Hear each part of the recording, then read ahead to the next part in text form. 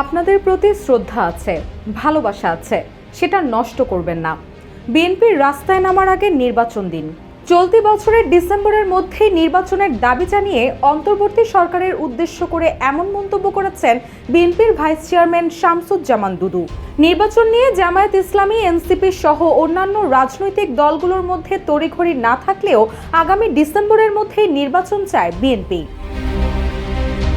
বিএনপির vice chairman নির্বাচন প্রসঙ্গে হুঁশিয়ারি দিয়ে আরও বলেন, বিএনপিকে রাস্তায় নেওয়ার আগে নির্বাচন দিন, আর তা না হলে হাসিনার দিকে তাকান।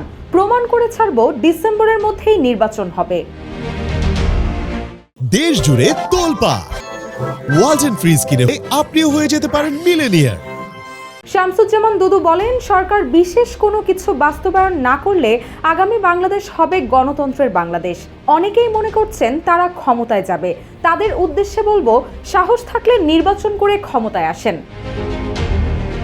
তিনি আরও বলেন, বিএনপি বরাবরই চ্যালেঞ্জ গ্রহণ করতে পছন্দ করে, আর বিএনপি যত বেশি চ্যালেঞ্জ গ্রহণ করেছে, বাংলাদেশের আর কোনো রাজনৈতিক দল এত চ্যালেঞ্জ গ্রহণ করেনি। কারণ বিএনপি যতবার ক্ষমতায় এসেছে, জনগণের শ্রদ্ধা ভালোবাসা নিয়ে এসেছে। শামসুজ্জামান দুদু বলেন, বর্তমানে অনেক রাজনৈতিক দল মনে করছে নির্বাচনের মাধ্যমে বিএনপিকে হারিয়ে তারা সরকার গঠন করবে।